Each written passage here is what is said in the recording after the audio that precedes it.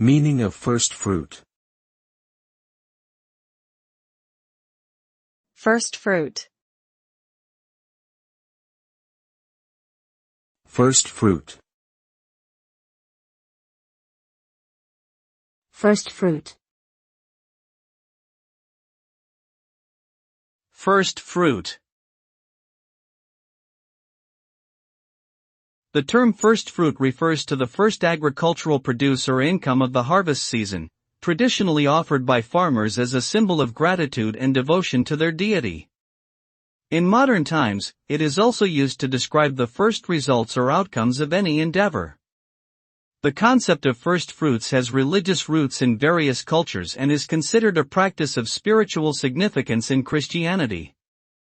Overall, the phrase first fruit signifies an offering of thanks and recognition for the blessings received, and serves as a reminder of the importance of acknowledging the source of one's success,